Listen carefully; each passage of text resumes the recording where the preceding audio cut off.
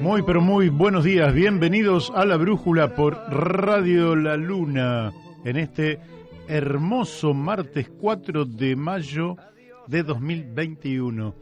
Y todos dicen, usted, Masitelli, siempre dice que es un buen día. Pero hoy es maravilloso, un poco fresco. Para mi gusto, muy frío, ¿eh? Me gustan otras temperaturas. Pero hoy, a esta hora, mediodía, pleno mediodía, aquí en el Palomar, provincia de Buenos Aires, donde está Radio La Luna, tenemos 14 grados centígrados. Pero va a subir la temperatura, máxima 16 grados. No se preocupe, porque esta noche va a ir bajando hasta llegar mañana a los 4 grados de mínima, para volver a aumentar hasta los 16 grados. Quiere decir que tenemos una temperatura fría, señal de que nos vamos acercando lentamente al invierno, aunque unos días después la temperatura va a volver a subir, pero no tanto como los días pasados, donde llegamos a 25 o 26 grados de temperatura, generando un clima casi ideal para disfrutar el día. Pero hoy, pleno sol, cielo despejado, un día claro, divino, breve, porque ya se empezaron a cortar los días, para disfrutarlo sin siesta, Hoy no hay que dormir siesta, hoy hay que disfrutar ese mediodía, porque ahí el solcito está pegando de la mejor manera. Y entonces, ¿usted qué hace? Usted lo que hace es, vaya a saber, cosas que puede hacer al aire libre, Todo lo que puede hacer al aire libre, hágalo, tome un poquito de sol, disfrútelo a pleno, porque ese sol hace bien. Aliméntese, descanse, vaya a dormir temprano, si puede. Lógicamente, estos no son consejos para nadie en particular, pero a disfrutar plenamente del día, que es único e irrepetible. Cuando pasen unas pocas horas ya se va a dar cuenta que el sol empieza a hundirse allí en el horizonte, se pierde hasta mañana, y mañana tarda en salir, porque si se levanta tempranito, por ejemplo a las 6 de la mañana, mañana va a ver que es de noche, ya no es como en diciembre, donde a las 6 de la mañana el sol estaba a pleno y se podía disfrutar desde ese momento hasta última hora de la noche. No, ahora los días son absolutamente cortitos, y entonces a disfrutar este martes 4 de mayo de 2021. Vamos a empezar por darle los muy buenos días a quien me acompaña desde el principio, aquí en la mesa de La Brújula en Radio La Luna, Daniel de Abrantes. ¿Qué tal, Mario? Buenos días a todos. Bueno, y vamos a seguir nada menos que con el operador de todos los martes desde que empezamos allí el 1 de octubre de 2018, nada menos que el operador de los martes, Beto Perdomo. Beto Perdomo, allí a cargo de todo el teclado, es el que maneja todos los botones y es el que hace posible que esto salga, lógicamente, a través de la antena de Radio La Luna, pero también a través de la www.radiolaluna.com.ar. Quiere decir que usted pone www.radiolaluna.com.ar, entra allí en esa página, pone ver en vivo y ya está escuchando nuestro programa. Y además es el que hace posible que salga a través de Twitter y a través de Facebook y de las aplicaciones. Mire qué tarea tiene sencilla aquí Beto Perdomo. Le vamos a dar los muy buenos días a Daniel Pérez, el inventor, el creador, el que inspiró la realización del canal de YouTube La Brújula en la Luna, ese canal que siempre tiene alguien más que se va sumando, despacito, se van sumando. Nosotros somos como las hormigas, pero cuando usted se descuida, la hormiga, si la deja trabajar toda la noche, le va a hacer una planta y usted queda sorprendido a la mañana cuando amanece. Pero no, nosotros no somos eso, nosotros somos constructores.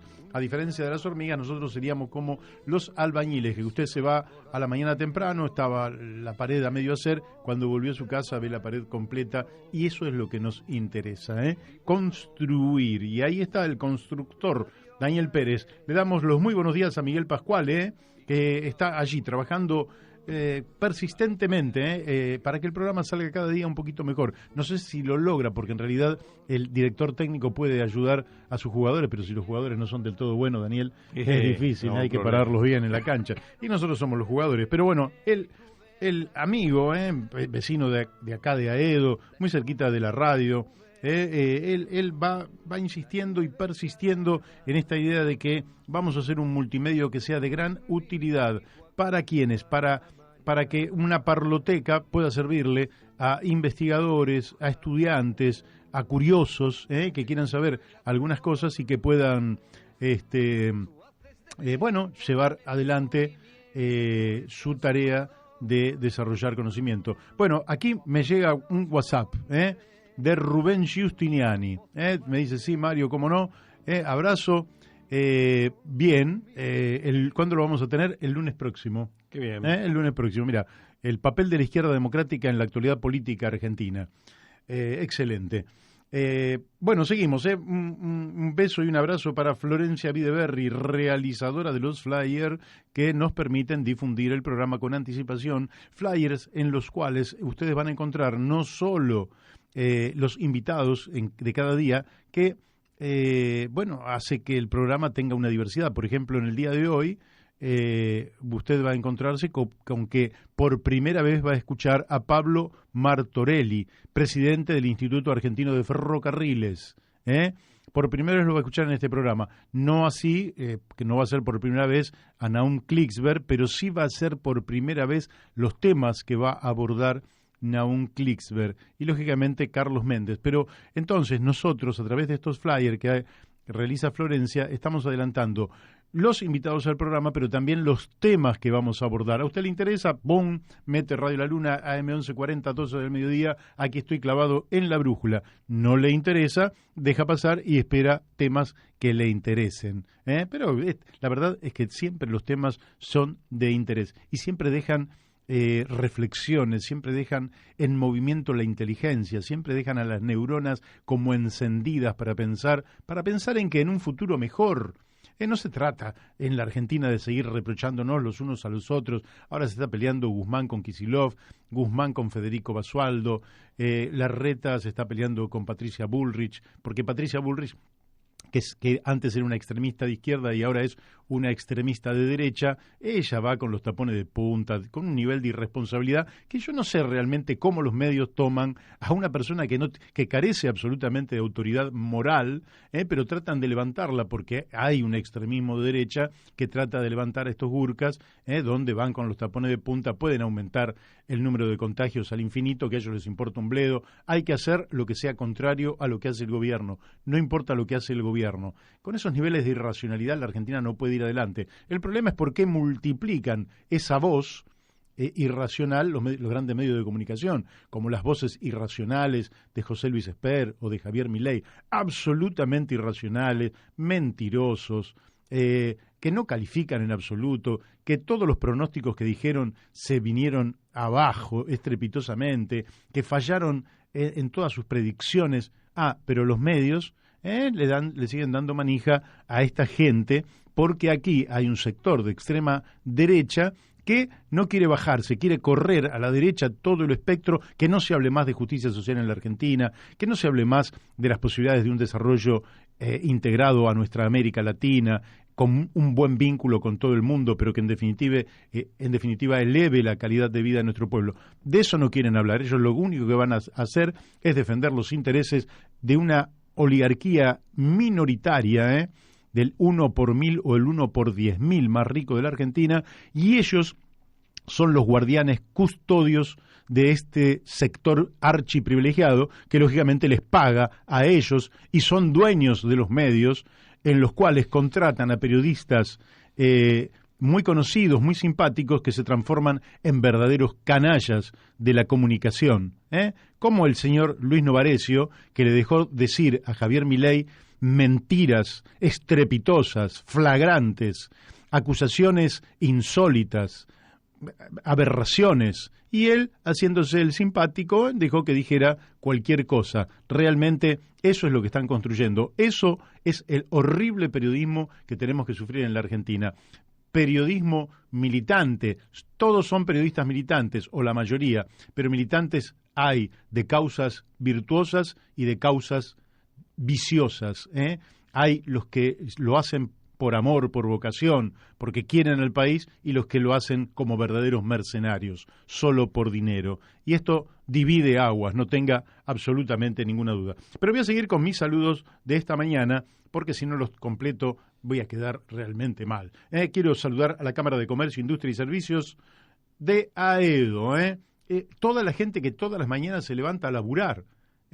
Y todos los que se levantan a laburar son los que hacen el país. El país se hace entre todos, pero se hacen sobre la base de los que se levantan a laburar. Así que nuestra mejor apreciación para todos los comerciantes industriales y gente de los servicios, que realmente ayudan a hacer una vida más linda. De eso se trata.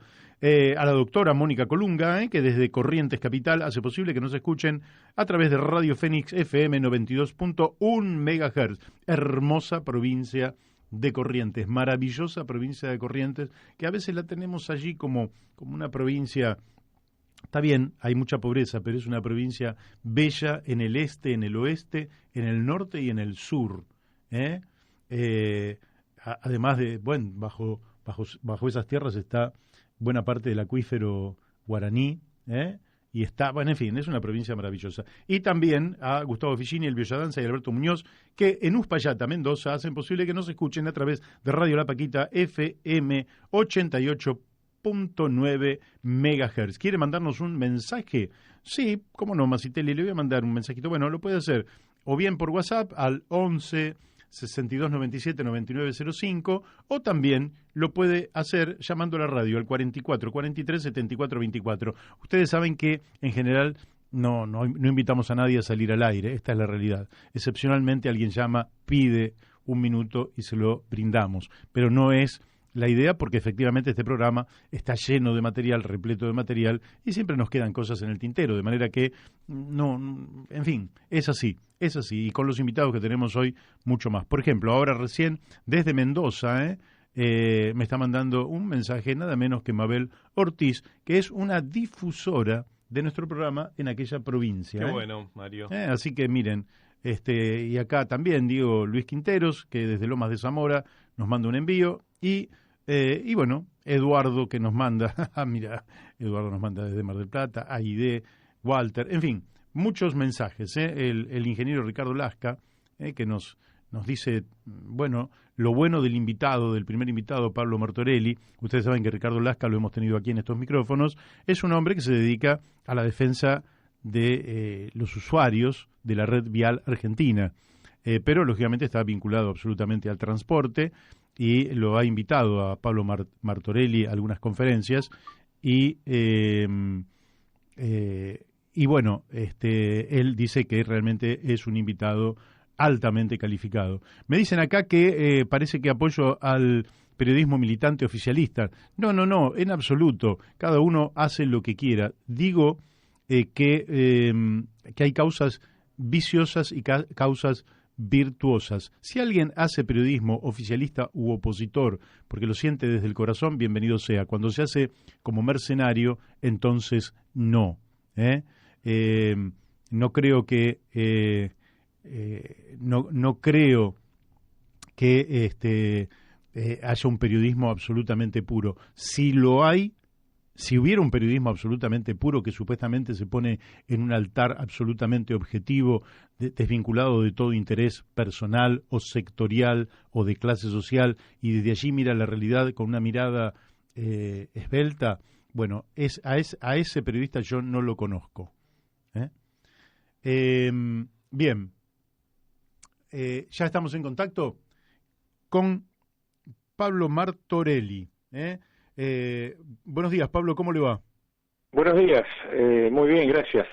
Bueno, para nuestros oyentes voy a decir algunas cositas nomás, pero voy a decir que usted es presidente del Instituto Argentino de Ferrocarriles, director de la revista Redes de Integración, que es ferroviario con más de 40 años de experiencia en las áreas de vía y obras, inmuebles, planificación, organización, dirección y conducción de equipos de trabajo profesional en planes, estudios, proyectos y operaciones de ferrocarril, gestión y promoción institucional, organización de congresos y exposiciones, conferenciante y expositor sobre ferrocarriles, transporte y planificación territorial.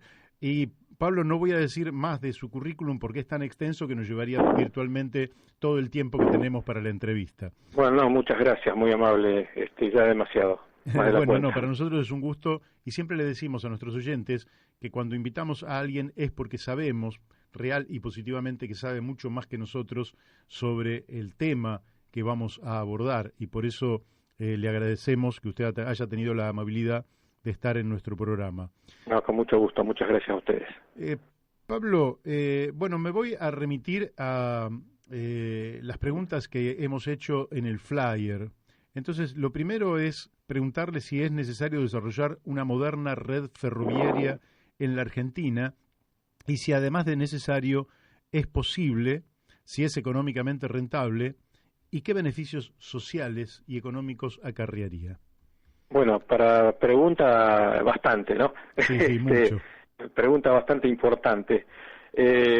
Bueno, en principio sí, fundamental. Argentina es un país de características netamente ferroviarias, por su conformación territorial, por sus características productivas, y pensando no solamente en lo que fue la histórica red ferroviaria que se fue armando a lo largo de un siglo, tanto por parte del Estado como por parte de compañías privadas extranjeras, inglesas y francesas, sino también hay que pensar en el país completo, ya que aquella red ferroviaria se focalizó básicamente en la Pampa Húmeda y tenemos todo un resto del país enorme, gigantesco, maravilloso como es el nuestro, que todavía no tiene vías férreas.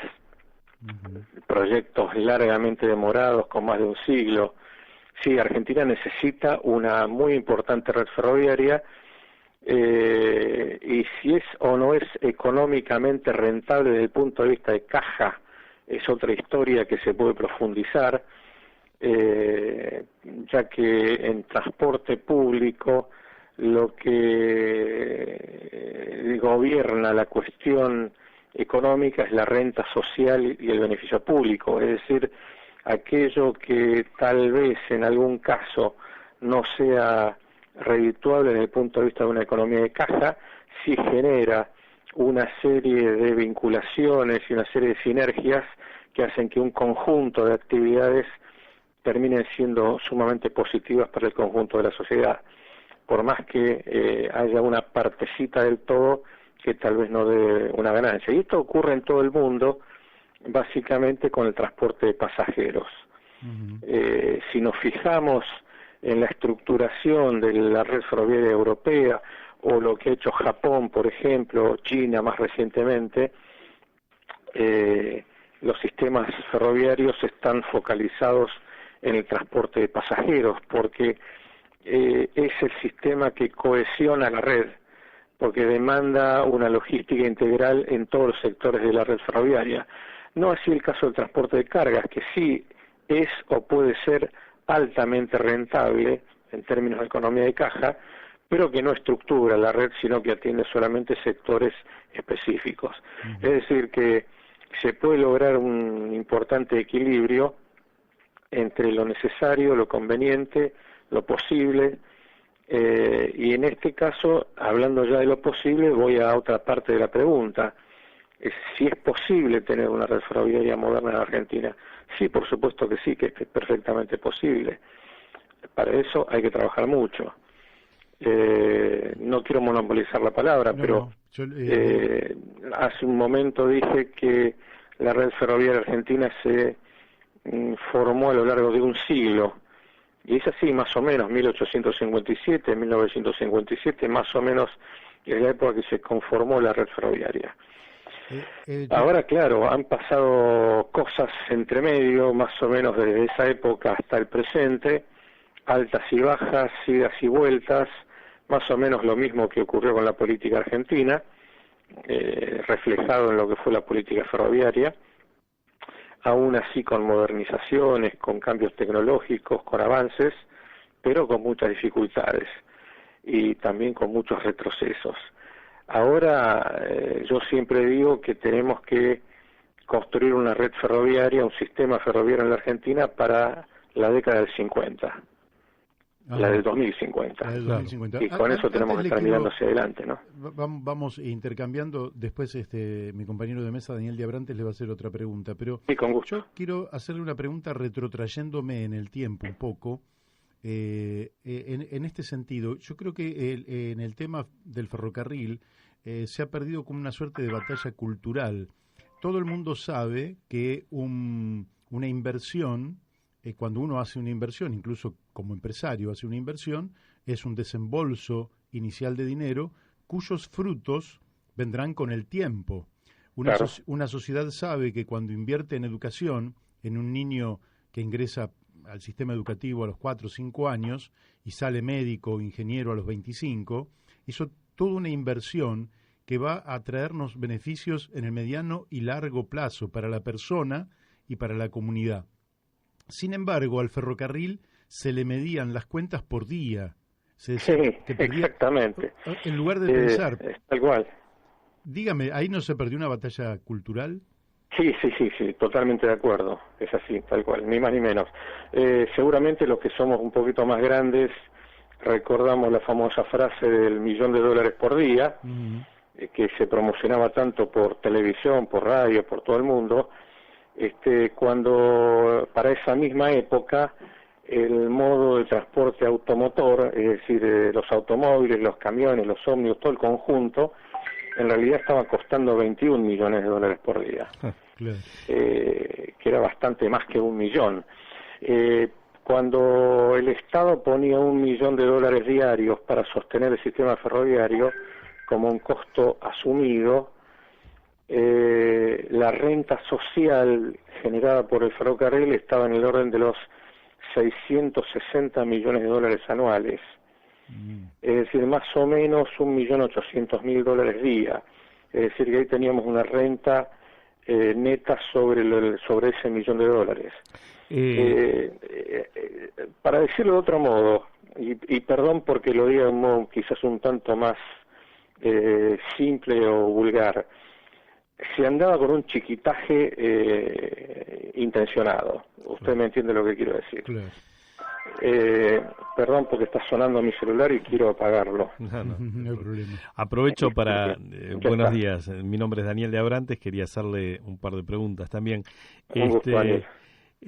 Quizás una de las imágenes más desoladoras que dentro de las muchas, ¿no? Pero una que por lo menos a mí me afecta y me ha afectado mucho es ver la imagen de lo que fue la red ferroviaria argentina con más de 40.000 kilómetros de extensión y ver la actual que apenas llega a 8.000, 9.000 kilómetros. Usted me dará más precisión sobre eso. Y acá hay dos preguntas. Uno es, de esa vieja red desmantelada, ¿cuánto se puede y conviene recuperar? ¿Sí? Y lo segundo que le quería preguntar, evidentemente, se ha hablado mucho aquí que la fundación de la red inicial ferroviaria argentina que confluía en todos sus ramales sobre Buenos Aires tenía, digamos, un objetivo geopolítico que era el de extraer riquezas producidas en el interior del país para la exportación y sin lugar a dudas los ingleses en eso jugaron un papel muy importante porque fueron de alguna manera uno de los principales actores durante muchos años en la construcción de la red ferroviaria. Ahora usted también en la última respuesta que nos acaba de dar nos señala que ha habido y todo hace presuponer que es así, que ha habido una intención manifiesta en la desarticulación de la red ferroviaria. Entonces, las dos preguntas son, primero, ¿qué podemos recuperar de lo que fue en su momento el esplendor ferroviario? Y segundo, ¿por qué se desmanteló esa red? Bueno, vaya pregunta. Nosotros tuvimos una muy buena red ferroviaria dentro de las limitaciones que dije antes, básicamente focalizadas en la Pampa Húmeda. En realidad no solo con Buenos Aires como punto de convergencia, sino que había 4 nodos, que eran Santa Fe, Rosario, Buenos Aires y Bahía Blanca, 4 terminales portuarias, obviamente, pero también respondían a una lógica territorial de la mentalidad de la época, en que esto se hizo y veníamos con la mentalidad europea de las grandes metrópolis. Por eso las grandes terminales ferroviarias en Buenos Aires, por ejemplo, o cabeceras ferroviarias, si las queremos llamar así. La calidad ferroviaria en la Argentina estuvo en primer nivel mundial, tanto desde el punto de vista técnico como desde el punto de vista de la organización y la calidad de los profesionales y técnicos ferroviarios. Toda América Latina venía a estudiar ingeniería ferroviaria a la Argentina hasta hace muy poco, hasta hace muy poco. La carrera de ingeniería ferroviaria en la Argentina fue muy destacada y nos siguen reclamando desde América Latina eso, que volvamos a tener esa preeminencia. Ahora bien, ¿cuánto es lo que tenemos ahora? Cuando llegamos a 1989 teníamos 34.000 kilómetros de red activa. Hoy quedan más o menos 18, 19.000 kilómetros de red más o menos activa en diferentes condiciones de calidad, con renovaciones de vía con tecnología moderna que se han hecho en los últimos 10, 12 años, ya desde mediados de más o menos 2012, 2013 en adelante, se empezó a hacer una renovación de vía de alta calidad, pero en pocos corredores. ¿Cuánto se puede recuperar de eso? Bueno, justamente eso, más o menos unos 18 o 19.000 kilómetros. ¿Cuántos están activos al día de hoy? Sí, puede haber especialmente 8.000, 9.000 kilómetros de vías que estén en alta calidad, en alta calidad de tráfico me refiero, y con crecimiento de la demanda, que eso es muy importante, y también crecimiento de la oferta que se está haciendo en estos últimos, yo diría estos últimos meses. ¿Hacen falta otros corredores? Sí, hacen falta otros corredores. Tenemos corredores muy importantes de tráfico que no están atendidos por el ferrocarril porque no existen los ramales. Hola, ¿me escuchan? Sí, lo escuchamos perfecto. Perfecto, Con mucha atención. hubo un silencio. Entonces yo creo que también es importante eso, hay que redefinir aspectos de la red ferroviaria en corredores de alta demanda de tráfico que no están siendo atendidos simplemente porque no existe la vía férrea en esos tráficos. Por ejemplo, uno de los tráficos más importantes que hay, está bien que actualmente estamos con la pandemia todos deprimidos, pero no bajaron demasiado las corrientes de tráfico. Por ejemplo, lo que cruza Argentina de lado a lado entre Brasil y Chile. En épocas pico, la circulación de camiones prácticamente nos podría hacer correr entre 5 y 10 trenes diarios, tomando los camiones y subiéndolos a los trenes, como se hace en Europa, especialmente en Suiza, que tiene prohibida la circulación de camiones extranjeros en su territorio. Los camiones deben subirse a los trenes en Suiza obligatoriamente y cruzar su territorio lado a lado. A nosotros nos cruzan los 3.000 camiones brasileños día en época pico por Paso de los Libres hacia Chile. Es un tráfico netamente ferroviario, por volumen, por distancia, y como ese hay muchos otros tráficos importantes en corredores donde no tenemos ferrocarriles. Y esos son los temas de planeamiento estratégico que hay que replantear. Lo mismo que el transporte masivo en ciudades grandes como Rosario, Córdoba, Tucumán. Hay casos importantes, Bahía Blanca mismo, el Alto Valle del Río Negro, que tiene una demanda insatisfecha muy importante. Hay algunas cositas puntuales, apenas puntuales, tímidamente se han hecho en el caso de Chaco, en el caso de Chipoleti y Neuquén, en la provincia, en la ciudad de Salta, en la región que circunda a la ciudad de Salta. Son pequeñas cositas, pero también tenemos que entender una realidad cruda. En 1991 se cortó la carrera ferroviaria y se perdieron más de 50.000 puestos de trabajo, que son 50.000 personas que estaban capacitadas y que generacionalmente iban renovando su capacitación a medida que se iba renovando también el personal. Eso se cortó. Claro. La conclusión es que hoy hay muy poca gente, muy poquita gente con capacitación y experiencia en materia ferroviaria. Y se han desarrollado tecnicaturas en universidades, licenciaturas, algunas ingenierías de grado, otras de posgrado. Hay una buena demanda, nosotros lo estamos haciendo con la Universidad Tecnológica Nacional. Eso permite capacitar, pero todavía no permite acumular experiencia. Es decir, estamos atrás, en varios pasos atrás, en poder recuperar la fuerza humana necesaria como para generar un desarrollo ferroviario tecnológico importante. No es que no se está haciendo nada, se está haciendo.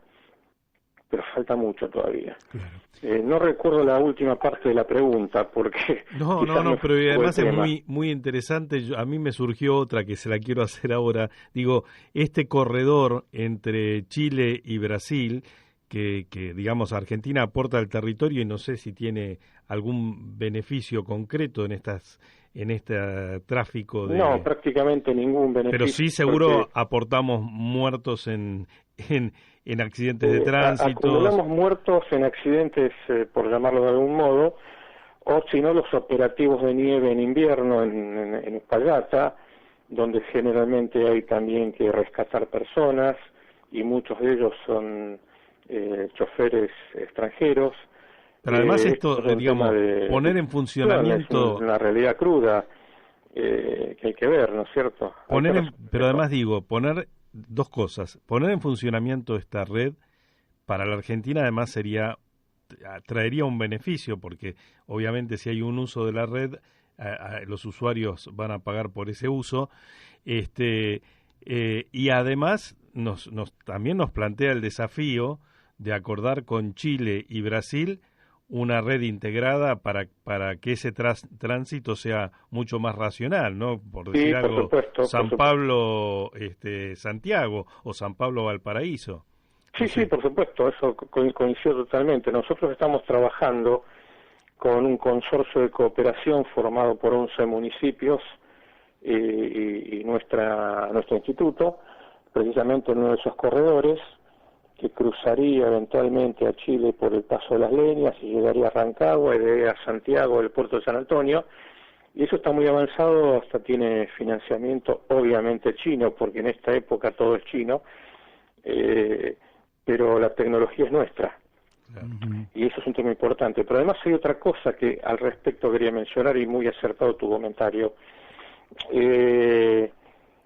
La mano de obra y la producción industrial que se generaría como sinergia en un trabajo de recuperación de la red ferroviaria, porque hay que fabricar no solamente trenes, hay que fabricar rieles, durmientes, fijaciones, distintos elementos eléctricos y electrónicos para el señalamiento, comunicaciones, obras civiles, puentes, etcétera. Todo eso es trabajo y producción. En el plan que propusimos al gobierno, que le pusimos el nombre Encarrilando Argentina, tenemos detallado ese aspecto y prácticamente, por ejemplo, dicho ahora de memoria, harían falta unas 16 millones de piezas de durmientes de hormigón. Hoy tenemos solamente 2 empresas que hacen durmientes de hormigón en la Argentina, de calidad. Hubo alguna otra de mala calidad. Conocemos a una de esas 2 porque un amigo nuestro es gerente en esa empresa y nos ha contado en algún momento.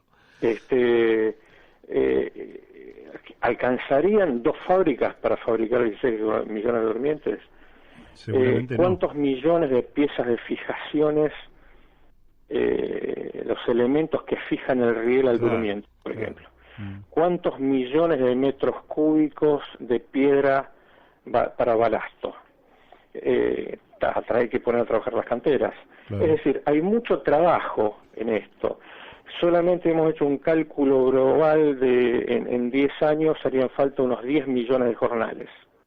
10 millones de jornales para generar una obra de 1.000 kilómetros de vía nueva por año.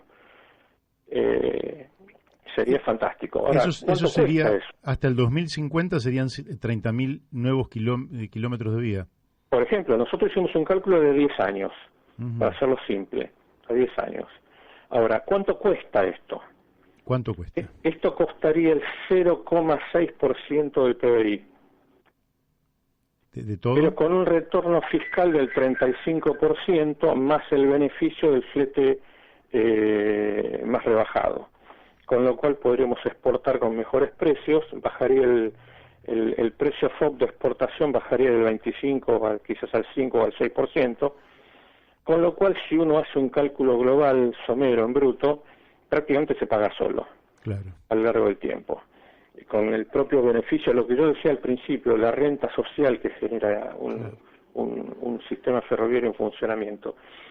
No en vano, casi todos los países del mundo tienen sistemas ferroviarios activos muy dinámicos. Los norteamericanos, Estados Unidos, tienen un sistema ferroviario formidable, basado en su enorme escala, que es de características privadas en su mayoría, pero cuando el Estado federal tuvo que salir a rescatar empresas, salió y las rescató. Uh-huh. Ese fue el caso de Amtrak, que es transporte de pasajeros, fue el caso de Conrail con la empresa de cargas. El Estado federal norteamericano, que tanto hablamos de la privatización y todo lo demás, bueno, el Estado federal fue y sostuvo empresas ferroviarias que habían quebrado para mantenerlas en funcionamiento y después se reasignaron, se relicitaron o lo que fuere. Y ahí están funcionando. Le quiero preguntar... el Estado canadiense tiene una empresa privada muy importante, pero también tiene un ferrocarril estatal muy importante. En Europa casi todos los ferrocarriles son estatales. Sí, yo conozco el caso de Alemania y me quedé maravillado con la extensión y la calidad de los servicios que tiene esa red, ¿no? Conozco también eso. Hoy Alemania está muy integrada en materia ferroviaria con otros países. Lo de Italia es formidable también, altísima calidad tecnológica. Lo de Francia es indiscutible. España hizo un desarrollo formidable durante la década de los 90. Es decir, ¿por qué esos países gastan dinero en divertirse, entre comillas, con ferrocarriles y saben que pierden plata? Claro. No tiene sentido. Y hay posibilidades de decir que hay otra cosa. Acá nos miramos acá nos miramos con Mario porque realmente es un tema apasionante y nosotros sabemos poco, pero nos interesa mucho. Le quiero hacer otra pregunta y vamos saltando un poco de tema en tema, pero se habló aquí en la Argentina de desarrollar un tren de alta velocidad en varias oportunidades. ¿Es pertinente para el estado actual de la red argentina y las necesidades argentinas pensar en el desarrollo de un tren de alta velocidad?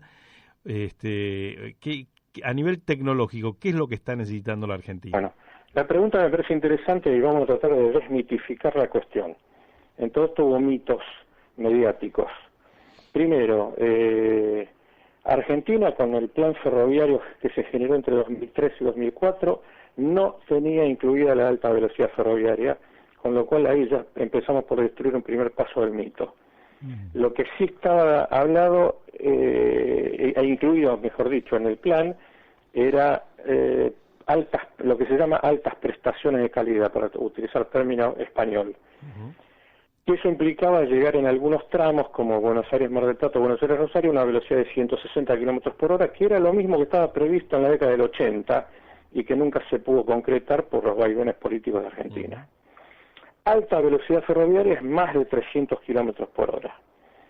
Eso no lo planteó el gobierno argentino, sino que lo planteó como iniciativa privada la firma Alstom de Francia. La firma Alstom salió a vender su producto por el mundo y se lo ofreció a muchos países. En el caso americano se lo ofreció a Estados Unidos, a Brasil, a Chile y a Argentina. Y creo que a México también, si no me equivoco. Ningún caso prendió. En ninguno de estos países americanos prendió a alta velocidad. Aún en corredores muy importantes como Río-San Pablo o como el planteo en Estados Unidos en el estado de Texas, no prendió la alta velocidad ferroviaria. En el caso argentino, la iniciativa privada venía para el corredor Buenos Aires-Rosario-Mar del Plata, que no tiene umbral de tráfico como para llegar a alta velocidad ferroviaria. Umbral de tráfico es un piso de cantidad de pasajeros por año que permitan justificar la alta inversión y los altos costos operativos de un sistema de alta velocidad, que en Europa se puso en marcha por un tema también de economía de escala frente al tráfico aéreo y la contaminación aérea. Fíjense que en este último mes pasado Europa vuelve sobre el tema a eliminar el transporte aéreo que esté a más de 2 horas y media, a menos de 2 horas y media de distancia por ferrocarril de alta velocidad. Es decir, le vuelve a dar primacía al ferrocarril de alta velocidad. Pero porque tiene una alta densidad de tráfico. En el caso argentino, nuestra densidad de tráfico todavía no llega a lo necesario. Pero el proyecto de iniciativa privada venía además con financiamiento incluido, y ese financiamiento nunca llegó. Al igual que en otros casos, como proyectos grandiosos, grandilocuentes y altamente perjudiciales como el soterramiento del Sarmiento, venían con financiamiento. El financiamiento nunca llegó, o porque se cayó el banco que iba a financiar en Europa en la crisis europea de hace no me acuerdo qué cantidad de años, o por algún otro motivo, pero nunca llegó. Conclusión, esos proyectos se terminaron dando de baja. Claro. Esa es la verdad estricta y objetiva, más allá de opiniones que podemos tenerlas. Sería lindo, sería fantástico tener un tren de alta velocidad en la Argentina, me encantaría, pero sería un dispendio innecesario para las actuales circunstancias. Creo que ir a velocidades que hoy son normales a nivel internacional, como 160 kilómetros por hora, es perfectamente factible. De hecho, las renovaciones de vía que se hicieron en 2013, 2014 entre Buenos Aires, Rosario y Buenos Aires, Mar del Plata, se hicieron con un diseño para 160 kilómetros por hora, pero todavía no funcionan a esa velocidad porque faltan completar obras, especialmente de seguridad en pasos a nivel. A esa velocidad no debería haber pasos a nivel. Claro. Eso Sí, además yo tomé a Mar del Plata el tren durante la administración anterior, quiere decir que debe hacer 3 años, y tardó casi 7 horas y media desde Constitución a Mar del Plata. Velocidad.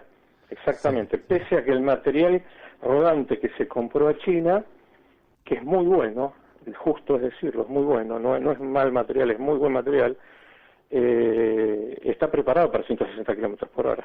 Claro. Pero bueno, ni la vía está hoy en condiciones, la vía me refiero integralmente, todo lo que conforma la vía férrea propiamente dicha, el señalamiento, las comunicaciones, los pasos, los cruces ferroviarios, para no decir paso a nivel, hay que resolver los pasos a nivel. Tema conflictivo si lo hay. Ahora el 10 de junio próximo vamos a tener participación en el Día Internacional de Concientización de Seguridad en Pasos a Nivel que organiza anualmente la Unión Internacional de Ferrocarriles, y Argentina es el único país invitado del continente americano. Ya son varios años que lo vamos haciendo y participamos nosotros con la Universidad Tecnológica Nacional en eso. Vamos a tener una conferencia en 3 idiomas que se va a difundir por internet, justamente por streaming. Así que oportunamente les pasaré el dato. Excelente. Por otros medios. Excelente. Yo quiero hacerle una pregunta respecto a la producción ferroviaria en la Argentina. Uno podría decir, en la actualidad quedarán pocas personas altamente calificadas para reiniciar la industria del ferrocarril, pero sería un primer paso importante para empezar a formar nuevos técnicos, ingenieros, profesionales en la materia. Luego nosotros tenemos realmente un nivel de desocupación muy alto, tenemos en la Argentina necesidades de fomentar el trabajo, no tenemos plena ocupación, y todo eso se puede resolver, incluso buena parte de los suministros que se requieren, se pueden resolver en pesos. Sí, sí. Mi pregunta es, ¿qué volumen requeriría la inversión que ustedes han planteado a 10 años de insumos importados para los cuales haya que tener dólares, que es una restricción económica, financiera, que siempre tiene nuestro país?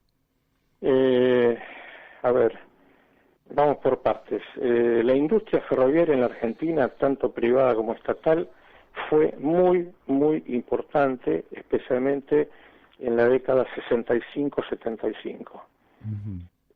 Fabricamos de todo en esa época, inclusive Argentina exportó material ferroviario, incluyendo trenes, material rodante ferroviario, cosa que se conoce poco eso, ¿eh? ¿Cómo? Se conoce poco eso. Se conoce muy poco, sí. Es más, ayer estaba hablando por teléfono con uno de los ingenieros ya mayor, que fue el gerente general de una de las empresas que produjo todo eso, y les recordaba que el material rodante que se exportó a Chile allá por el año 76 o 77, si no me equivoco, 73, 74, hasta hace un par de años seguía funcionando. Recién hace un par de años lo sacaron de servicio, es decir, material rodante de buena calidad. La industria ferroviaria que proveyó a lo que hoy sigue funcionando en la Argentina, especialmente en transporte de cargas, ha hecho un trabajo formidable durante esa década, porque prácticamente reemplazó casi todo el parque móvil de cargas que teníamos anteriormente. Y sigue funcionando al día de hoy con alta calidad, una solidez formidable, que hasta ha soportado los malos tratos que le han dado en los últimos años los concesionarios privados, que realmente no se han preocupado por cuidar mucho la integridad del material rodante. Se han producido locomotoras, un poco de todo. Bueno, ahora, ¿cómo estamos hoy? Hoy estamos con una actividad reducida comparativamente, hay muchas empresas que se fueron cerrando, especialmente en la década del 90, algunas grandes quedan los talleres ferroviarios del Estado, algunos de los cuales están en funcionamiento más o menos a pleno, otros menos que a pleno, pero siguen funcionando, básicamente para hacer mantenimientos, reparaciones, etcétera. El componente importado, es un poco difícil determinar una cifra, pero por ejemplo, ya no producimos rieles, producíamos rieles en lo que fue Somisa. Claro. Cuando Somisa se privatizó, la planta de fabricación de rieles en San Nicolás se desmanteló. O sea, ya no producimos rieles. Producimos durmiente de hormigón, que es muy importante. No producimos fijaciones de la calidad necesaria actual, producimos fijaciones simples, directas, no las que son necesarias actualmente para vías de alta calidad. Eso se podría hacer por la cantidad que se necesitan, son millones de piezas por año. Eso tiene que justificar, inclusive tener capacidad exportadora para el resto de América Latina. Equipos de señalamiento, comunicaciones, barreras, eso se puede fabricar en la Argentina, no es tecnológicamente nada grave. Argentina hace satélites, claro. Exporta centrales nucleares. ¿Cómo no podemos hacer una barrera automática? Ya lo creo que podemos. Es decir, tecnológicamente estamos en condiciones de desarrollar casi todo en materia ferroviaria. El tema es encontrar los números adecuados para que a quienes lo produzcan desde el punto de vista privado les resulte un negocio razonable. Si la política ferroviaria en la Argentina se mantiene constante a lo largo del tiempo, con un plan coherente de largo plazo, cualquier empresa va a poder sostenerse en el tiempo. Ahora, si vamos a estar en forma errática, viene un gobierno, vamos para adelante, viene el siguiente gobierno, no hagamos nada, vayamos para atrás, y eso va a ser complicado. ¿Se puede crear? Y no se puede sostener un negocio cada 4 años con idas y vueltas. Claro. Tenemos que tener una política coherente de largo alcance. ¿Se puede crear un equipo técnico, por decirlo de alguna manera, lógicamente con la presencia también de actores de la sociedad, sean productores, sean empresas, sean trabajadores, pero básicamente un equipo que tenga un financiamiento lógico, porque esto es una gran inversión para la nación, pero que pueda sustraerse del debate político y mantener durante 2, 3, 4 décadas una política coherente de desarrollo ferroviario en la Argentina? ¿Cree que eso puede ocurrir desde el punto de vista de institucionalizar una gestión de desarrollo ferroviario que justamente no quede bajo los avatares de las disputas políticas y de las divisiones políticas a la cual somos tan afines los argentinos? La base técnica está. Yo creo que hay una base técnica profesional muy buena, de muy buena calidad, quizás pequeña, una fuerza comparativamente pequeña, pero digamos, como decía un famoso personaje hace tiempo, la base está. El tema político, ojalá pudiera responderlo yo. Ojalá, sí, tenemos que mantener una línea constante y adelante, que bueno, más allá de las disputas políticas como ocurre en Europa, que todos se pelean, pero Europa va adelante, pese a todo. Claro. Bueno, que se peleen, no hay problema. Es más, podemos participar en la pelea también, no hay ningún problema. Una pregunta que me parece... El tema es poder continuar con una línea de acción real y concreta y con planes plurianuales y con contratos plurianuales, programa plurianual que permitan a una empresa o a un conjunto, a un grupo de empresas llevar adelante sus planes y proyectos con largo alcance. Sí, una pregunta que me parece que tiene que ver con esto que estaba planteando Mario y con la posibilidad de que tengamos un plan ferroviario en acción, y es responder por qué se hizo el desastre que se hizo en la Argentina. ¿Qué intereses, bueno, esa pregunta me faltaba responder. ¿Qué intereses antes fueron los que movieron ese desguace? Ese es un tema que se me escapó, no por negarlo, sino que bueno, una cosa lleva a la otra.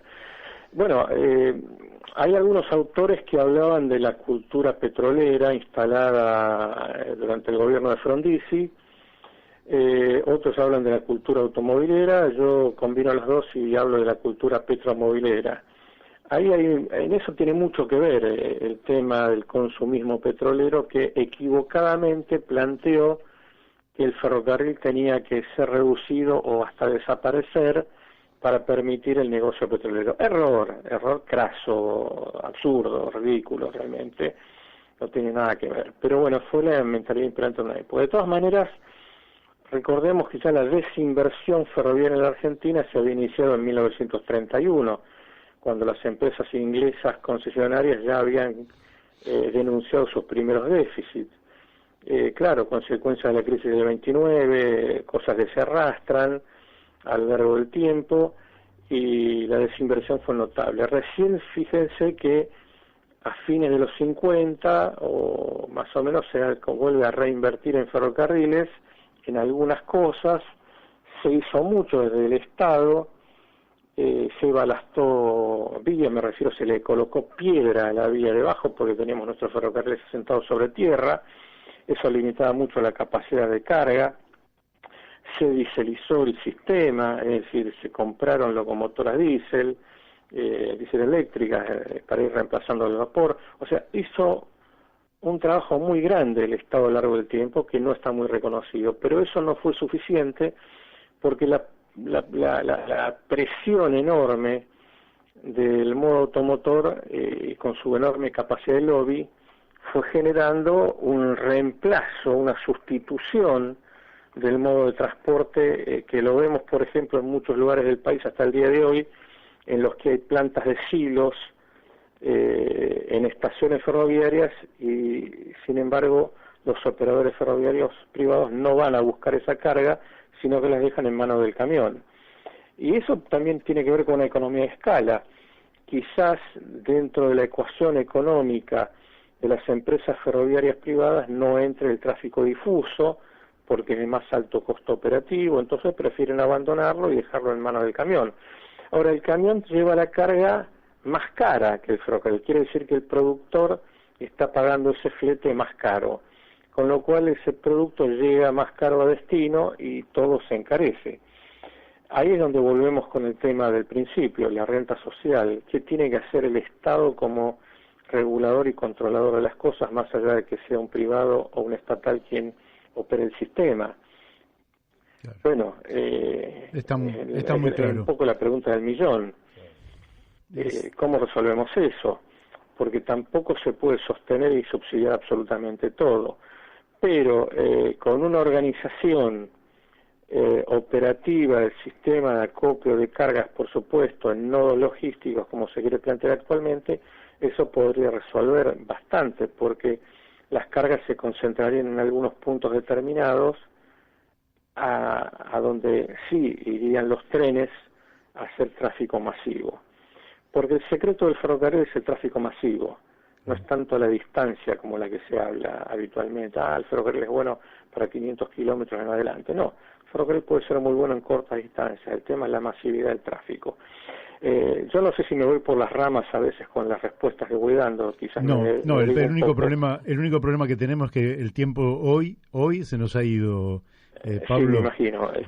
Porque ya bueno, no sé si he respondido lo que se me preguntó concretamente. Bueno, hoy, si ustedes están amables, por ahí en otro momento volvemos a entrevistarlo. Con gusto, con gusto. Pero hoy simplemente voy a cerrar con el comentario de un oyente, Daniel Echevarría, que dice: excelente charla con alguien que evidentemente la tiene muy clara. Martorelli es esa clase de profesionales que entusiasman a pesar de todo. Saludos cordiales. Me alegro mucho. Esto es de un oyente, así que... Hay que tratar de buscar el sentido positivo a las cosas, porque si no nos vamos a quedar bloqueados. Hay que tratar de superar el bloqueo mental especialmente, ¿no? Así es, así es. Y seguir adelante. Bueno, le agradecemos muchísimo, le mandamos un fuerte abrazo, espero que podamos tener una próxima entrevista y nos anunciará cuando haya novedades, porque nosotros las tendremos muy en cuenta. Y felicitaciones por por sostener esta lucha ferroviaria que tanto necesita la Argentina como otras cosas, ¿no? Pero bueno, la verdad que nos vamos muy contentos con sus palabras. Bueno, yo les estoy muy agradecido, realmente me sentí muy cómodo, muy bien, y quizás por eso me fui de tema en algunas ocasiones. Pero bueno, estamos muchísimas No se preocupe, enriquecieron su exposición. Bueno, hasta pronto. Hasta pronto, muchas gracias. Gracias. Bueno, ustedes lo han escuchado, Pablo Martorelli, un especialista, un hombre que realmente sabe en la práctica, sabe en la teoría, tiene más de 40 años en el ferrocarril, y si les comento en todo lo que ha participado, realmente no nos cabe en el programa. Vamos a la tanda de la radio y después seguimos con Nahum Klicksberg. Bueno, seguimos aquí, en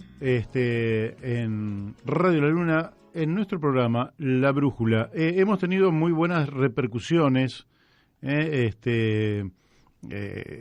me parece muy interesante lo que nos dice el ingeniero Ricardo Lasca, ¿no? Ojalá todos los medios de prensa y difusión se ocuparan de estos temas, convocando a gente especializada y con propuestas, Y la verdad es que sí, además necesitamos un pueblo que no solo busque en la comunicación distracción y entretenimiento, que está bien, está muy bueno eso. Este no es un programa de distracción y entretenimiento, eso está absolutamente claro. Pero necesitamos un pueblo que comience a comprender para exigirle definiciones a la política también. Entonces, al próximo candidato a presidente de la Argentina hay que preguntarle, bueno, ¿pero qué va a hacer con los ferrocarriles? Y el tipo no va a poder mirar para otro lado. Va a tener que decir qué es lo que va a tener que hacer. Y entonces vamos a elevar la calidad de nuestra dirigencia política y también la calidad de nuestra democracia. Ya estamos en contacto con Nahum Klicksberg. Nahum, ¿cómo estás? Bien. Saludos a toda la audiencia. Bueno, un gusto charlar contigo. Bueno, nosotros le hemos prometido a la audiencia 3 propuestas prácticas al Gobierno Nacional para disminuir las muertes y poder volver más rápido a la nueva normalidad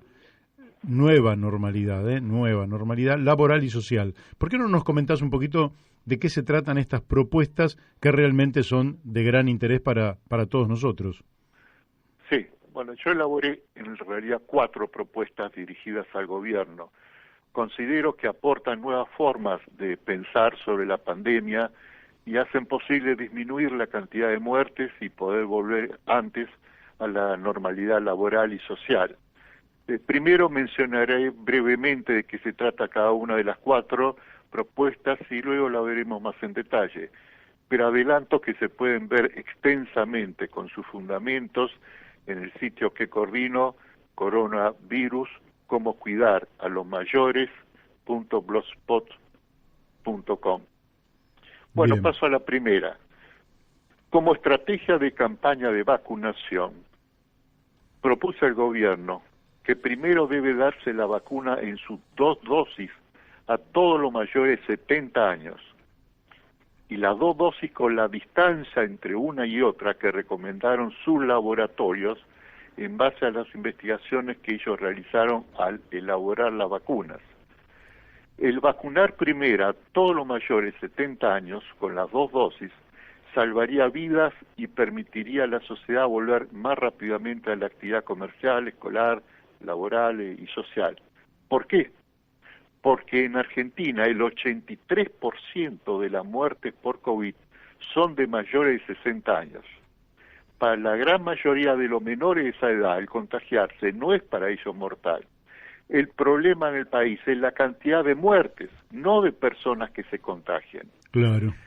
Dentro del mencionado grupo de mayores de 60 años, que dijimos compone el 83% de las muertes por COVID, el 75% son mayores de 70 años. Son 3.600.000 personas los mayores de 70 años en el país. A 2 dosis para cada uno se hubiesen precisado solo 7.200.000 dosis de vacunas para proteger la vida de todos ellos. Ya se importó en el país 12 millones de dosis, o sea que ya se hubiese podido alcanzar ese objetivo de darles las 2 dosis. La estrategia actual es primero darle a toda la población una dosis, y para eso distanciar lo más posible la segunda dosis de la primera. De esa manera se busca el objetivo de vacunar al 70% de la población para lograr inmunidad global de la sociedad, o sea, vacunar a 31 millones y medio de personas, para la cual se precisa llegar a tener 63 millones de dosis. Te hago Daniel de Abrantes te habla, ¿cómo estás? Una salvedad. Yo tengo 64 años, ayer me acaban de dar la segunda dosis acá en el partido Morón, donde yo vivo, porque vos sabés que lo que se decidió es que yo recibí la vacuna china, la Sinopharm, ¿no? Y de esa vacuna entraron 4 millones de dosis, se vacunaron primero 2 millones y esos 2 millones están siendo revacunados porque esta vacuna no tenía un buen desempeño con la primera dosis. Pero dicen que el resto de las vacunas te puede cubrir durante 3 a 4 meses con buena efectividad, fundamentalmente en lo que es prevención de muerte o enfermedad grave. Bueno, justamente lo que estoy planteando es una estrategia es esa, vacunar a toda la población con una dosis. En la realidad no es vacunar, porque el proceso completo de vacunar, para que se pueda decir que una persona está vacunada, es las 2 dosis. Entonces, dar una dosis a toda la población requiere justamente, como acabo de decir, 63 millones de dosis. Ahora, sí, se vacuna a las personas que son las que se mueren, las personas mayores de 70 años. Entonces, ¿qué conseguimos? Conseguimos de esa forma que al quedar protegida la gran cantidad de personas que se mueren, entonces los hospitales no tendrían el problema que tienen ahora de falta de camas de terapia intensiva.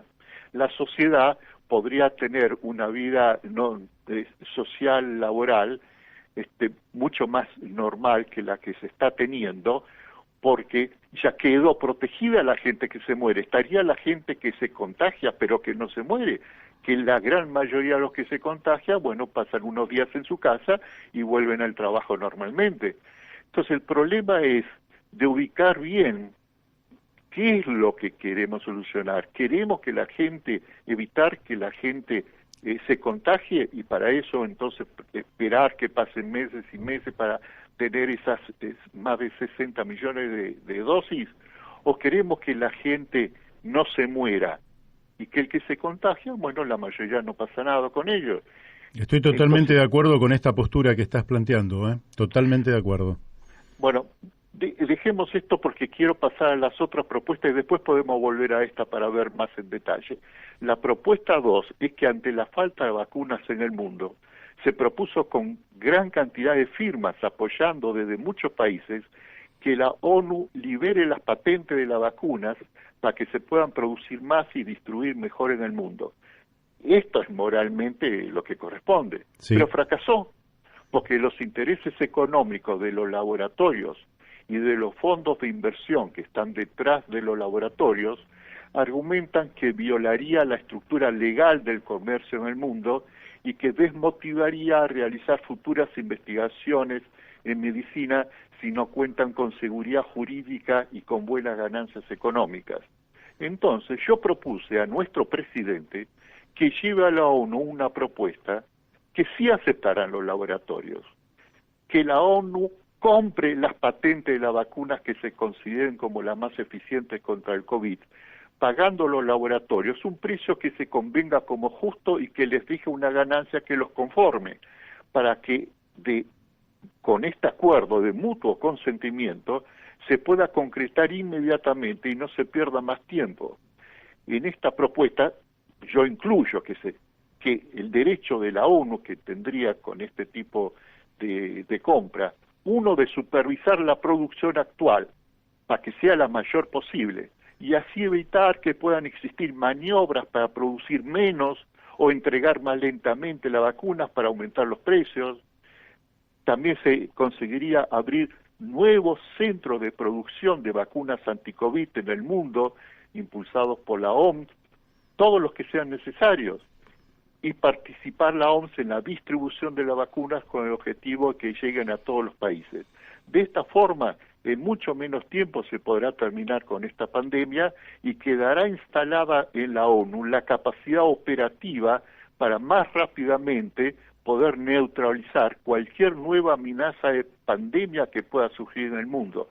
Porque no nos olvidemos que los expertos pronostican que por el cambio climático y por los experimentos en los laboratorios, esta amenaza de nuevas pandemias se va a presentar con mucha más frecuencia en el futuro inmediato. Algunos dicen cada 4 años promedio se va a presentar una nueva pandemia. Entonces, de esta forma la ONU ya tendría su organización instalada para rápidamente poder neutralizar cualquier nueva pandemia. Bien. La propuesta 3 se refiere a que empresas privadas en Argentina informaron que negociarán con los laboratorios para importar vacunas para venderlas. Yo propuse al gobierno que de cada 3 vacunas que importen estas empresas privadas, 2 vacunas queden sin costo para el Estado. De esta forma el Estado podría tener cientos de miles de vacunas más y sin gastar $1. Y termino con la propuesta 4, para que consiste en lo siguiente. Para que los ciudadanos sepamos qué está pasando realmente, qué pasará en un futuro cercano en el país con la vacunación que estamos teniendo, precisamos que cada día o semana el gobierno informe cuántos de los ya vacunados fallecen por enfermarse con COVID, qué vacuna se les aplicó, cuántos recibieron una o las 2 dosis y a los cuántos días de recibirla fallecieron. Con esta información los ciudadanos podrán saber qué vacuna es mejor y por lo tanto la que desean que se les aplique y la que en mayor medida debe ser importada en el presente y en el futuro cuando se requieran vacunas actualizadas contra las nuevas mutaciones de este virus. Este tipo de información que el Estado debería dar debe poder ser confirmada por todas las ONG que deseen colaborar con la tarea de supervisar, chequear esta información. Y es conveniente que esta participación de las ONG, dada la gran importancia que esta información tiene para la vida de cada ciudadano, es indispensable la participación de las ONG, porque serán muy grandes las presiones para distorsionar las cifras de parte de los sectores que política y económicamente se puedan ver afectados si se conocen los rendimientos reales de cada vacuna y ya no solo los rendimientos supuestos teóricos anunciados.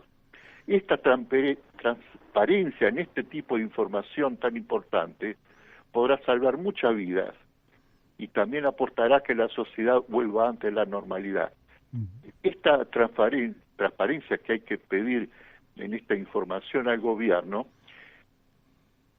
es porque hay un problema en todo el mundo con la transparencia y la veracidad de las cifras que se han dado sobre la cantidad de muertes que va produciendo el COVID.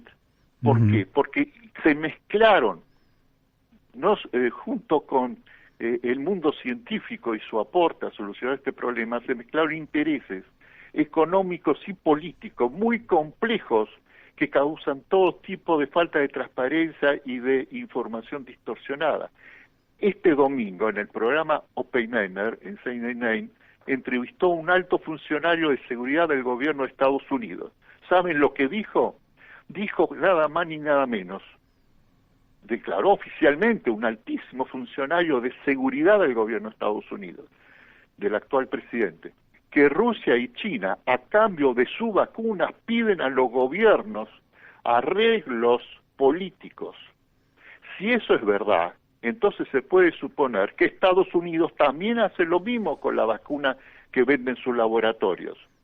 Claro. Entonces los ciudadanos, ante todo este tipo de manipulaciones, precisamos información transparente y veraz, chequeada por ONG, por lo menos sobre esto que he dicho, sobre los ya vacunados. ¿Qué pasa con realmente? ¿Se mueren o no se mueren? Lo de primera dosis, lo de segunda dosis, ¿realmente se logra el rendimiento que todos esperamos y en el cual depositamos todas las esperanzas? Bueno, en esto no nos podemos dejar manipular. Precisamos cifras que sean total y absolutamente veraces.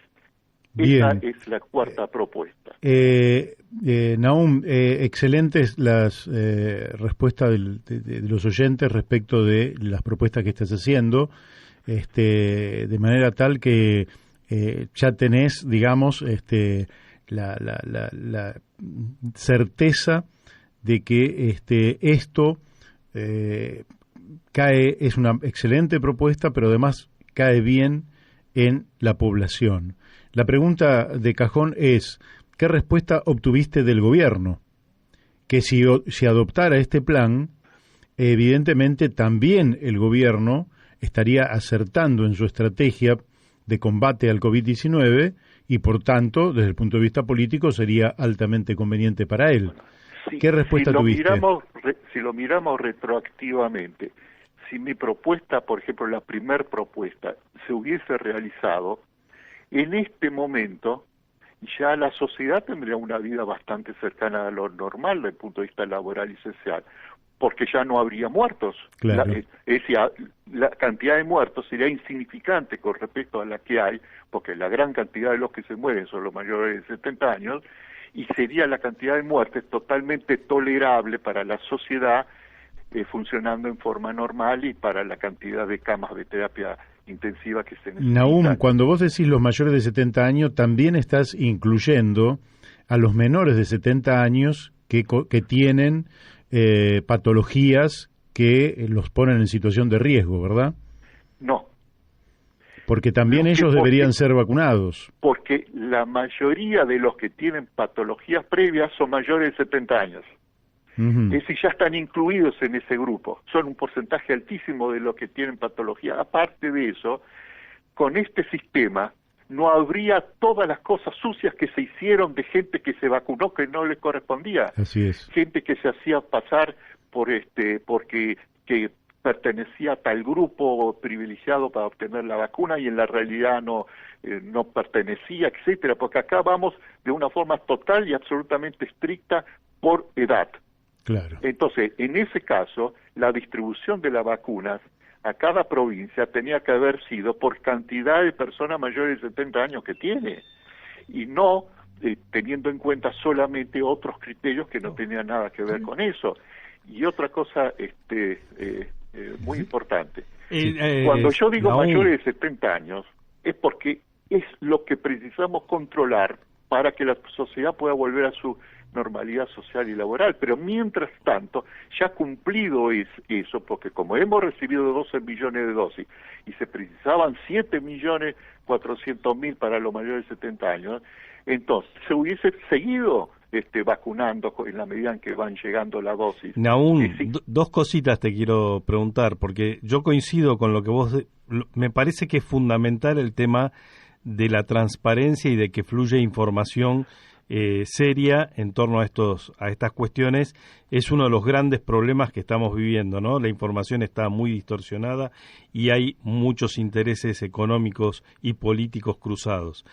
Pero respecto a lo que estás diciendo de la administración de las dosis, nosotros estamos, creo que son 4 vacunas o 3 las que están llegando acá. La Sputnik tiene dosis 1 y dosis 2. Dependemos de que vengan las dosis 2. Yo creo que el gobierno está esperando también que lleguen. Hay dificultad en la producción de esa segunda dosis. La China, el volumen de de vacunas que entraron, se decidió que se van a poner dosis 1 y dosis 2 por cómo es la performance de la vacuna. De hecho, a mí me la han dado, ¿sí? Y yo, no, digamos, sí, yo soy un cualquiera que se anotó en la lista, nada más, sin enfermedades preexistentes, simplemente tengo 64 años. Y la vacuna Sinopharm, la Covishield, sí, que es la que le dieron, por ejemplo, a mi madre, que tiene 91 años. Sí, la de Oxford. Sí, todos los estudios indican que hasta el cuarto mes hay un crecimiento en el desarrollo de los anticuerpos que genera la vacuna. Es más, con lo cual el laboratorio recomienda darla lo más espaciada posible, la segunda dosis. Excelente. Entonces, excelente. Te digo, hay otros condicionantes también, porque, por ejemplo, si queremos dar la segunda dosis de Sputnik, si no está la vacuna, no se puede dar. Bueno, muy bien que hayas traído este tema, porque permite aclarar cosas. Primero, la vacuna de Oxford, el laboratorio que hace la vacuna vio que en la medida en que pasaban algunos meses después de la primera dosis, mejoraba la performance, o sea que había tiempo para darle la segunda dosis algunos cuantos meses después. Pero no pasaba eso con la Sputnik. El laboratorio de la Sputnik demostró claramente en un gráfico que se ve muy claro, gráfico oficial del laboratorio de la Sputnik, que después de los 21 días, con la Sputnik empieza a descender la eficacia de la Sputnik y que el momento adecuado es en los 21 días dar la segunda dosis. No es igual, porque algunos ponían el argumento equivocado de que como la Oxford con el tiempo mejoraba, entonces con la Sputnik también se podía dar a los 90 días, pero no tiene nada que ver, es otra vacuna, es otro componente y el laboratorio informó otra cosa, el laboratorio informó después de los 21 días. Eso está en la información oficial y a los rusos se le da a los 21 días la segunda dosis de la vacuna. Luego surgieron presiones políticas al laboratorio de la Sputnik para que diga que bueno que se puede que diga que se puede dar después de los 21 días. Entonces dijo, bueno, dejamos librado a cada gobierno de cada país que ponga la segunda cuando le parezca. Pero la información científica de ellos, que figura y se puede ver en la página mía que coordino que mencioné, se puede ver ahí. Pero no es cuando le parezca, sino cuando estén las dosis. Ahora, porque si estuvieran disponibles, el gobierno las estaría comprando, no cabe la menor duda. No es así. No es así, porque para decidir, aplicamos la primera dosis y la segunda lo espaciamos lo más posible. Un criterio podía ser falta de la segunda dosis, pero otro criterio podía ser un criterio político con el cual yo no estaría de acuerdo por los motivos que estoy señalando y que no tiene nada que ver con la falencia de la producción. Porque ¿cómo sabemos nosotros cuándo falta o cuándo son maniobras y no falta la producción? Por ejemplo, la empresa una empresa que terceriza para la Sputnik la segunda dosis, dijo que al comienzo había un problema de producción con la segunda dosis que ya fueron subsanados y que ya se pueden entregar la segunda dosis en la misma medida en que se la piden con la primera. Entonces, el gobierno argentino no ha dicho que ha pedido la segunda dosis y no se la han entregado porque no ha hecho ninguna declaración oficial de este tipo, sino que ha dicho que le parece que es mejor estratégicamente para cubrir a la mayoría de la población con la primera dosis.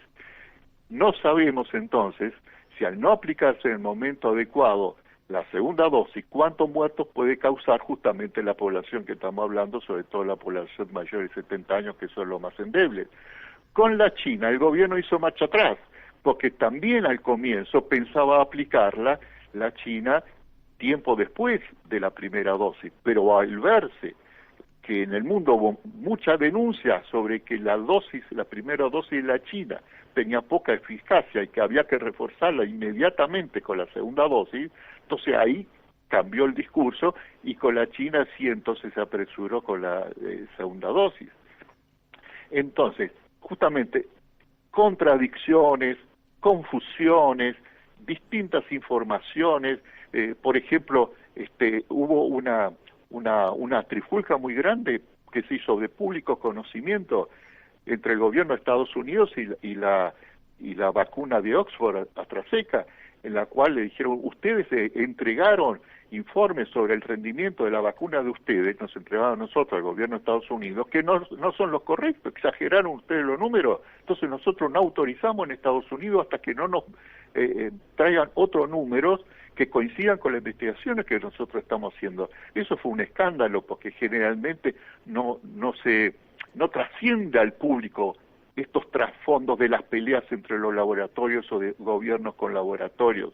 Por ejemplo, el laboratorio de la Sputnik dijo oficialmente, en Brasil hicieron declaraciones prohibiendo nuestra vacuna en Brasil, pero por cuestiones totalmente políticas y presiones económicas de otros laboratorios.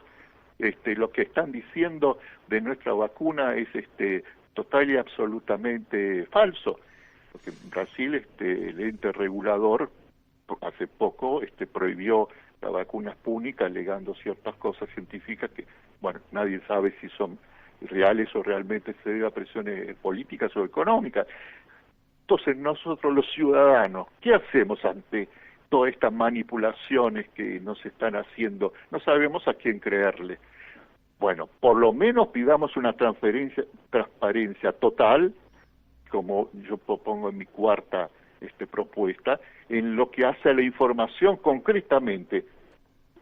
Todos los días se informa cuánta gente murió en la Argentina, 400 personas, 300, 500, que sería cuántos de ellos ya se vacunaron y cuántos de ellos que fallecieron y se vacunaron con la primera dosis y no con la segunda. Por ejemplo, un caso público que trascendió porque es un personaje muy importante, la jueza Cubría, ella se aplicó la primera dosis de la Sputnik. A los 35 días, como no le llegaba la segunda, a los 35 días se enfermó y se fue a terapia intensiva en el hospital y declaró públicamente, si me hubiesen aplicado a mí a los 21 días como correspondía a la segunda dosis de la Sputnik, yo ahora no estaría en el hospital en terapia intensiva. Y bueno, pero no sabemos, hubo otras personas que incluso hayan fallecido, que tuvieron una primera dosis y no la segunda, o que tuvieron las dos dosis. No sabemos. ¿Cuál es el problema para que el gobierno informe con la información de los muertos de cada día, de los fallecidos? Bueno, ¿cuántos de ellos se vacunaron o no? Porque también ese dato, como yo dije, permitiría que la población sepa qué vacuna está teniendo la mejor performance. Porque si vemos que todos los que se ponen una cierta vacuna anda muy bien, que no aparecen fallecidos entre ellos, y vemos que entre personas que se ponen otra vacuna sí aparecen, entonces la presión pública enseguida presionaría para que, bueno, se importen más de la vacuna que realmente está teniendo más eficiencia, más teniendo en cuenta que por muchos años vamos a tener que estar trabajando con estos laboratorios, con esta vacuna, porque van a estar vendiéndonos la vacuna adecuadas a las nuevas mutaciones de las cepas que vaya teniendo este virus. Entonces tenemos que vamos a estar comprando a ciegas, sin saber realmente cuáles son más eficientes, guiándonos solo por la información que los propios laboratorios que venden su vacuna, los índices que ellos dan de eficiencia. Nahum, me parece que han quedado perfectamente expuestas tus propuestas. Me gustaría saber cómo evolucionan estas propuestas en el área donde realmente se toman las resoluciones, y yo personalmente tengo la impresión de que se ha politizado en exceso la pandemia. Las propias vacunas están en el marco no solo de la política nativa, sino de la geopolítica mundial, y la verdad que solo espero que las propuestas que vos estás haciendo tengan buen curso. Nosotros las vamos a difundir, pero tenés los últimos 30 segundos porque ya tenemos el próximo invitado en el teléfono. Bueno, la idea es justamente lo que yo pretendo al hacer públicas estas propuestas, es abrir nuevos canales de pensamiento en la ciudadanía sobre el asunto de las vacunas y sobre el pensamiento crítico que nosotros como ciudadanos tenemos que tener para que no nos dejemos manipular de una forma que no corresponde, sino que realmente seamos partícipes activos en lo que va a pasar con nuestra salud a través de esta epidemia de las vacunas, y por lo tanto que pidamos nuestros derechos a que se mejoren los niveles de transparencia con ONG haciendo los controles y bueno, y que en las esferas del gobierno que correspondan se estudien estas propuestas que hago de público conocimiento y bueno, y que si opinan que no corresponden, por lo menos que respondan a la ciudadanía diciendo por qué no. Porque hasta ahora yo no escuché ningún argumento por parte del gobierno por qué no. Creo que no hay, y creo que lamentablemente no ha habido el tratamiento más correcto de la pandemia y nadie quiere tampoco pagar el precio político de no haber acertado de entrada en el tratamiento de la misma, porque justamente está la especulación política y la próxima elección a pocos meses. Nahum, te tengo que despedir, te mando un fuerte abrazo. Bueno, un abrazo para todos ustedes. Muchísimas gracias. A los oyentes. Un abrazo, Nahum. Ustedes lo han escuchado, Nahum Klicksberg, haciendo propuestas absolutamente concretas que personalmente yo comparto. Pero ahora estamos con Carlos Méndez, nuestro columnista de los días martes. Hola, Carlos, buenas tardes, ¿cómo te va? ¿Cómo te va, Mario? ¿Qué tal? Buenas tardes, ¿cómo? Bueno, la dinámica de la política chilena es aún superior o muy superior a la dinámica de la política en la Argentina, que no es poco, porque claro, pasar a la Argentina es como pasar un Fórmula 1, y Chile nos está pasando casi como un cohete espacial a un Fórmula 1. Sí, ya vamos a comentar eso, Mario, vamos a comentar eso que a veces... ni en el mismo país ni en Chile, digamos, reconocen los temas muy para nosotros acá desde Argentina muy futuristas que ellos están discutiendo, no se dan cuenta. Esto puede sonar paternalista lo que digo, pero es así. O sea, ellos tienen una serie de situaciones que, para no alejarse del tema, Mario, que nos corresponde ahora, yo tengo que recoger cañuela, o sea, tengo que comentar y tengo que hacer una autocrítica de lo que yo planteé el martes pasado.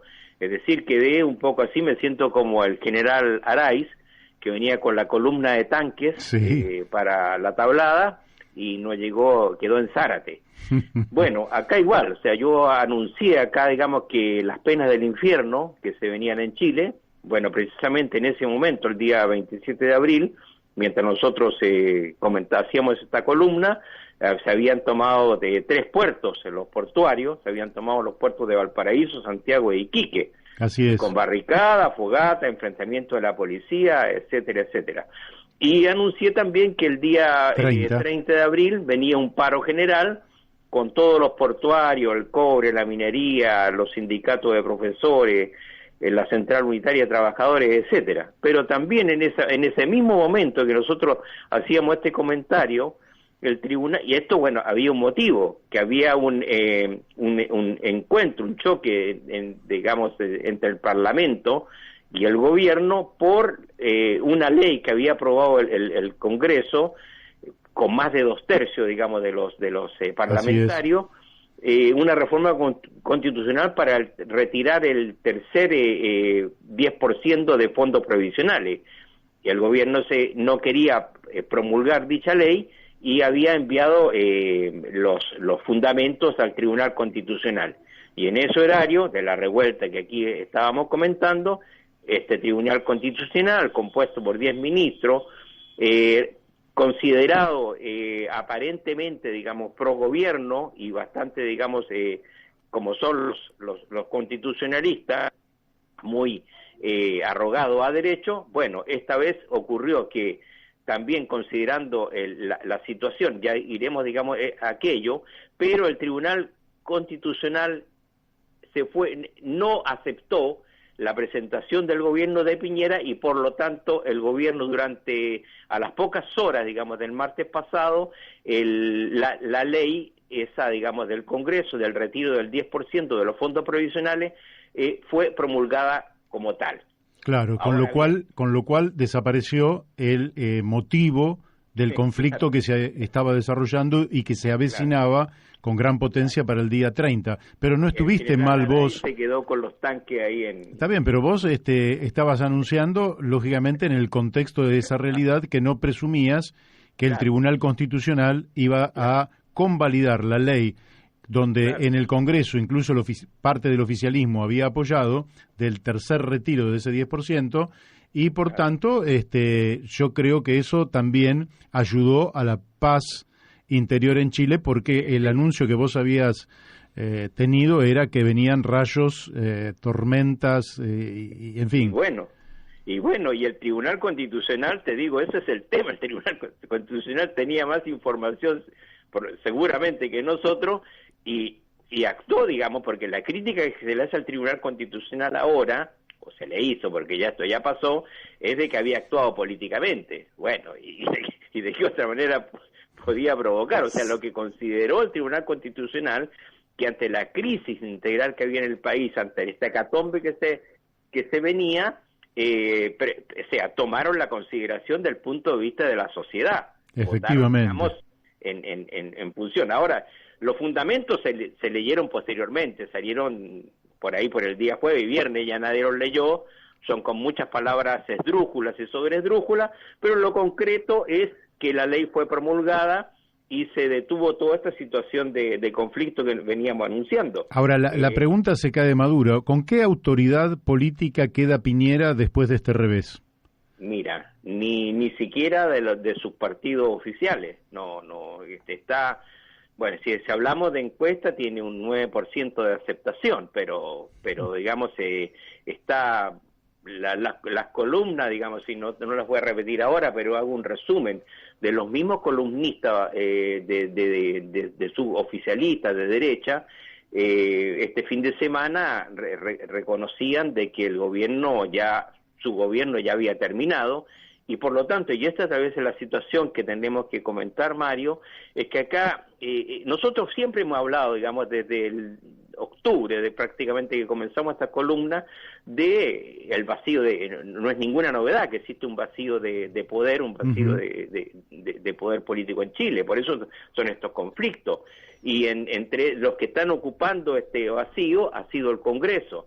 A eso se denomina entonces que existe un parlamentarismo de facto. Interesante, es un término, digamos, el parlamentarismo de facto a lo mejor va a desembocar que en la futura constitución chilena, la que se va a trabajar, la que se va a redactar, a lo mejor vamos a tener un gobierno semipresidencial, un gobierno parlamentario, etcétera, porque son las elecciones concretas que desde octubre del 2019 hasta la fecha se han ido produciendo. Excelente, entonces, excelente, porque ayer abordamos este tema para la Argentina y Humberto Ramírez Arbo, ingeniero agrónomo, que estudia este tema, dice que el presidencialismo tal cual lo conocemos en la Argentina hasta aquí ya no sirve más, y que la toma de decisiones por parte de una persona aislada, sin un colegiado que la comunique con los diversos sectores de la población, ese es una metodología terminada. Quiere decir que Chile puede dar un paso hacia el futuro en América Latina que puede ser de magnitudes inusitadas y una enseñanza extraordinaria. Exactamente. Sí, nosotros tenemos gobierno, lo que está ocurriendo precisamente en esta Argentina con el proyecto de ley que presentó el presidente, digamos, que el Parlamento le apruebe más atribuciones que constitucionalmente le corresponden, saltándose, ¿no es cierto?, a esto de los DNU, transforma, ¿no es cierto?, a los presidentes también en una suerte de una dicta blanda, diríamos, en términos... Sí, es una concentración de poder que no es funcional, por otra parte, en sociedades altamente complejas como las que tenemos nosotros. Pero tengo que pasar, para aprovechar los minutos que nos quedan, a la pregunta siguiente. ¿Qué pasa con las elecciones del 15 y 16 de mayo? Bueno, ahora digamos estamos viento en popa, ya digamos no hay tutía, no hay vuelta atrás, y las elecciones se van a hacer los días 15 y 16, sábado y domingo, 15 y 16 de mayo, y se va a estar la elección. Bueno, esto va a ser fundamental. yendo al tema, al encuentro, digamos, electoral como prevención, es que acá en relación a esta crisis o situación conflictiva que se vivió la semana pasada, aquí hubieron ganadores y perdedores, obviamente. Uh-huh. El gran perdedor fue el gobierno y los partidos o dirigentes políticos del oficialismo, tanto de la UDI como Renovación Nacional, que la gente ya interpreta cuáles son, digamos, los más pegados al presidente Piñera. Esos son los grandes derrotados, digamos, de esta situación, y que obviamente que se va a reflejar en las elecciones que estamos anunciando para pocos días. Pero también, Mario, y lo habíamos comentado en la semana pasada, los sectores extremos, digamos, de la izquierda, aquellos que habíamos hablado nosotros de que había una presentación de acusación constitucional contra el presidente Piñera, cuestión de que renunciara, abandonar el cargo, etcétera. Bueno, esta acusación constitucional que está presentada en la Cámara de Diputados ya empieza a perder firmas. Claro. Porque obviamente, digamos, la ingobernabilidad es lo peor de lo que le puede suceder al país, más aún, digamos, en una convención constituyente, una convención constitucional. O sea, discutir temas tan profundos con una ingobernabilidad realmente es una situación que impediría desarrollos favorables a los meses que vienen. Y además que los días para Piñera están contados como gobierno, son 10 u 11 meses que le están quedando. Entonces, hacer un cambio o una interrupción institucional en este momento sería peor, digamos, que lo que puede venir por delante. Efectivamente. Me parece que, por otra parte, podría victimizarlo, podría realmente tener efectos no queridos, no deseados, que no tienen ningún sentido, y además hundiría a Chile en una verdadera anarquía. Contame, ¿quiénes son los que mejor probabilidad tienen para esta elección? Bueno, mira, acá, digamos, es poco personalizada, digamos, lo más importante, el mejor índice que nosotros vamos a ir viendo las próximas semanas, se va a dar a través de la elección de gobernadores, porque las regiones son determinadas, tienen una numeración, son 16, y por lo tanto, como son candidaturas únicas, el resultado va a ser porcentual entre quienes tienen más posibilidades para las futuras. Se especula que de las 16 el oficialismo es primera vez también que se votan gobernadores, porque los cargos regionales, a diferencia de Argentina, se llaman gobernadores, son electos por primera vez, pero no cuentan con un legislativo en cada una de las regiones. Ese es otro problema que hay que desarrollar. Pero anteriormente las figuras son nominadas por el presidente de la República, la figura de cada una de las regiones. Es primera vez que se votan. Ahí se va a conocer la fuerza real que tienen los diferentes sectores regionales, independientes, partidos políticos, cuánto miden. Ya dije, lo repito, que de los 16 se piensa que 6, pero vamos a ver, digo lo que dicen las encuestas, podían ser ganadas por el oficialismo y el resto, obviamente, por la oposición. Y después, ¿no es cierto?, la convención constituyente, que ya dijimos que son 155 los integrantes de dicho organismo, de los cuales 17 cupos están reservados para los pueblos originarios. También es una convención paritaria, mitad hombres, mitad mujeres, y ahí se ve, digamos, vamos a ver los porcentajes de los diferentes sectores políticos, y ahí se va a definir, bueno, esto ¿a dónde va a conducir? Va a conducir a hacer una limpieza, podríamos decir, entre comillas, de los precandidatos presidenciales, que en este momento están superando los 17, 18. Entonces eso va a tener que, seguramente después de estos resultados, se van a ir perfilando quienes tienen más posibilidades y digamos, fundamentar los pactos y alianzas de gobierno futuras. Bien. Bueno, te hago la última pregunta que tiene que ver con el desarrollo de la pandemia. ¿Cómo está la situación sanitaria en Chile?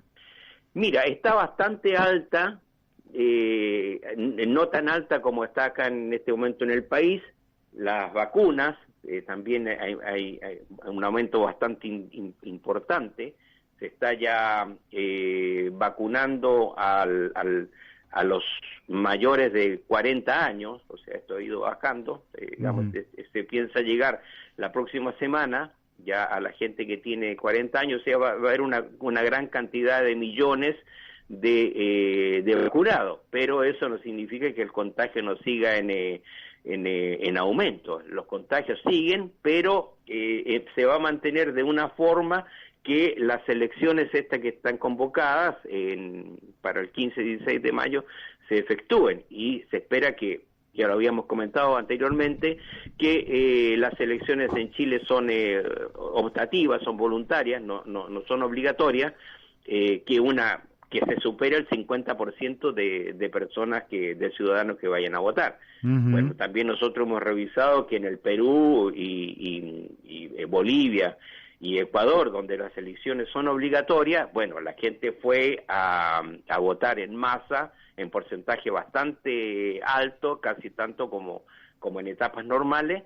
y eso no significó un aumento de los contagios, que es, digamos, también es lo que se especula en el caso chileno. O sea que hasta ahora todo esto iría viento en popa. Bien. Y para cerrar ya, el último minutito, ¿la economía chilena se recupera bien? ¿Cómo está? Claro, mira, hay gente que no le gusta, digamos, fundamentalmente los chilenos, que escuchan estas líneas, no les gusta que yo diga esto, pero yo tengo que ser objetivo y lo comparo también con la situación en Argentina, porque yo vivo en Argentina. Ya bastantes centros internacionales, no solamente el Fondo Monetario Internacional, sino que también otros organismos internacionales, pronostican de que el crecimiento del Producto Bruto en Chile este año va a ser del 6%. El mes pasado también lo fue.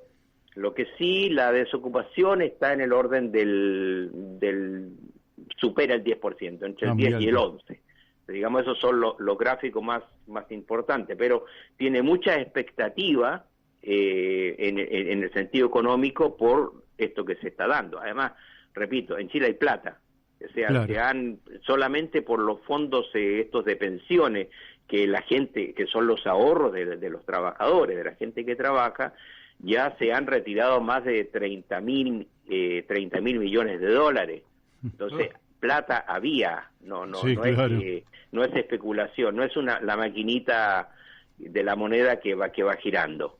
Bueno, acá el problema de la Argentina es que también hay mucha plata en muchos sectores, pero la plata no aparece. Se dice que argentinos tienen en el exterior arriba de 400.000 millones de dólares y la plata no aparece. Carlos, te tenemos que mandar un fuerte abrazo y agradecer por tu participación.